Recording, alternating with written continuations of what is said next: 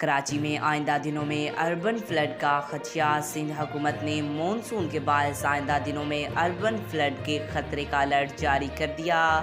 تفصیلات کے مطابق آئندہ دنوں میں مونسون کے باعث موسلادھار بارشوں کی توقع کی جا رہی ہے۔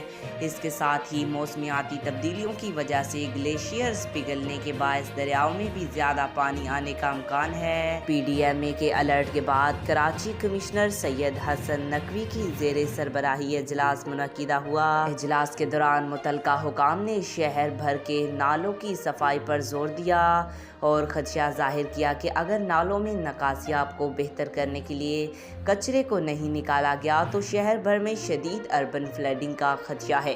کمشنر سید حسن نقوی نے کراچی شہر کے حوالے سے آئندہ دنوں کی حکمت عملی پر جامع پلان بنانے کے لیے متعلقہ حکام سے تفصیلی بات چیت کی۔ گزشتہ ہفتے سندھ کے چیف سیکرٹری آصف حیدر شاہ نے بھی مونسون کی بارشوں کے حوالے سے اجلاس کی صدارت کرتے ہوئے متعلقہ اداروں کی رپورٹس کی بنیاد پر حالات کا جائزہ لیا اور متعلقہ اداروں کو تمام تر ضروری آلات و مشینریز کا بندوبست کرنے کی ہدایت جاری کر دی۔ آج تک کے لیے اتنا ہی۔ مزید ایسی معلوماتی ویڈیو دیکھنے کے لیے ہمارے چینل کو سبسکرائب کریں۔